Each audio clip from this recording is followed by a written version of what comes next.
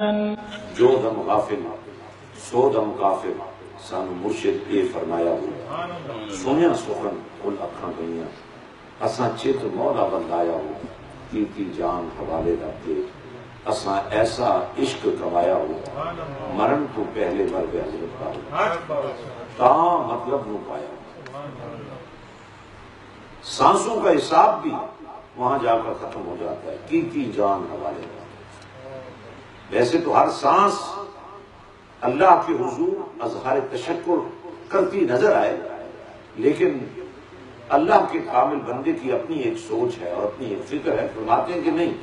سانسوں کا حساب کیسے کرو گے اس لیے بہتر یہ ہے کہ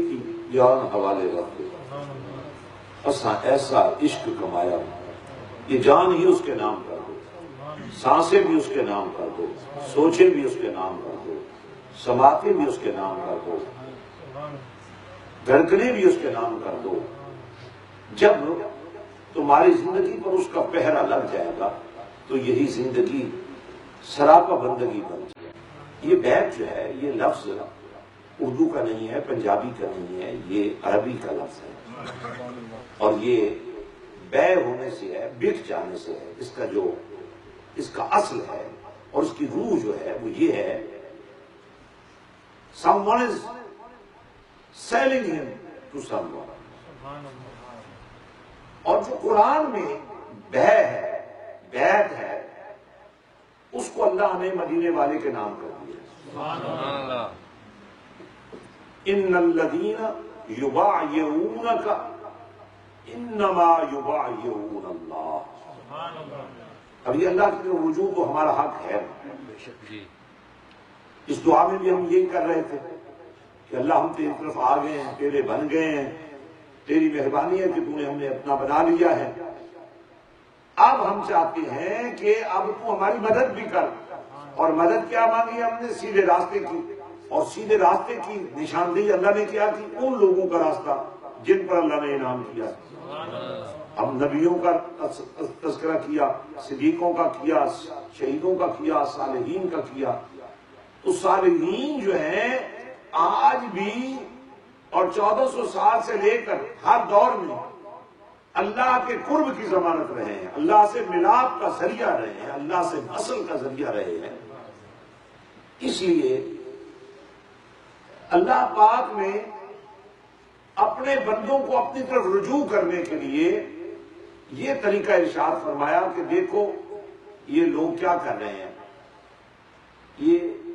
اللہ کے نبی کی بیعت کر رہے ہیں یہ بیعت رضوان کا واقعہ ہے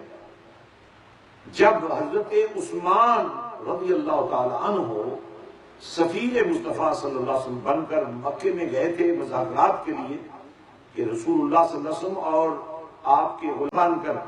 مکے شریف آ رہے تھے تو کافروں نے کہا کہ ہم آپ کو اندر نہیں آنے دیں گے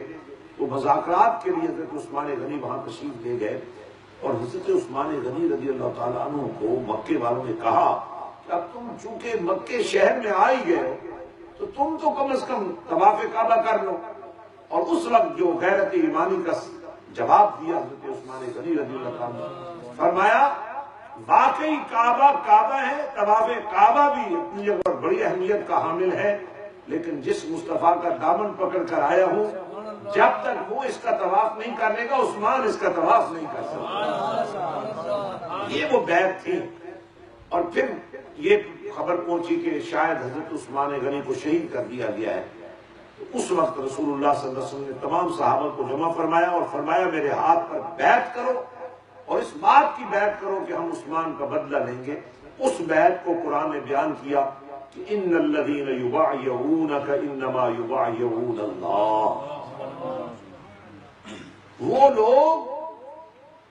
جو آپ کی بیعت سے مشرف ہو رہے ہیں ان لوگوں کو پتہ ہونا چاہیے کہ جو آپ کی بیعت ہے انما یبایعون اللہ وہ آج خود اللہ کی بیعت ہے یعنی ادھر جس نے اپنے آپ کو رسول اللہ کے ہاتھ میں بیچ دیا ادھر اللہ نے اس کو خرید دیا اسے ہر شخص اللہ کا دوست بن سکتا ہے اور اتنا آسانی سے بن سکتا ہے جس کا کبھی آپ نے سوچا بھی نہیں. لیکن اللہ کی دوستی کی جو قیمت ہے وہ بہت زیادہ ہے. حضرت بلال سے پوچھو، کوڑے کھانے پڑتے ہیں.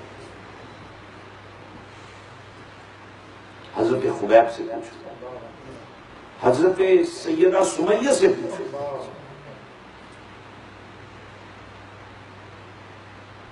ان الذین قالوا ربنا اللہ ثم استقاموا تتنزل علیہم الملائکۃ الا تخافوا ولا تحزنوا وابشروا بالجنۃ التي کنتم فیہا. تو خدا کی دوستی اختیار کرنے کے لیے آپ کو جان مارنی پڑتی ہے. میں پڑھ رہا تھا ایک بزرگ کے بارے میں کہ وہ راتوں کو جاگتے ہیں اور ظاہر انسانی وجود کو نیند بھی آتی ہے، تو جب کبھی نیند آنے لگتی تو اپنی آنکھوں میں مرچیں ڈال دیتے. اب آپ اجازت نہ تو پہرا دینا پڑتا ہے. دوسرا سوال جو آپ نے کیا ہے شریعت اور طریقت، اس کی مثال یہ ہے جیسے آپ کسی مکان کی پہلی منزل پر آئیں، اس کا نام شریعت ہے. اگر پہلی منزل نہیں ہے تو دوسری منزل بھی نہیں ہے. دوسری منزل پر آنا چاہتے ہیں تو پہلی منزل سے ہو کر ہی آنا ہے. تو یعنی شریعت اور طریقت دو باتیں نہیں ہیں، بلکہ یوں سمجھے اگر یہ مائک نہ ہوتا تو میری آواز یہاں سے گزر کر وہاں تک نہ جاتی. یہ جو میں بول رہا ہوں یوں سمجھیے یہ شریعت کا حسن ہے، اور جو آپ سن رہے ہیں وہ طریقت کا حسن ہے. یعنی شریعت سے ہی بات شروع ہوتی ہے اور طریقت پہ بھی ختم نہیں ہوتی ہے. جب انسان طریقت میں داخل ہوتا ہے نا تو پھر حقیقت کی طرف بڑھتا ہے اور پھر معرفت کا مقام اس کو نصیب ہوتا ہے.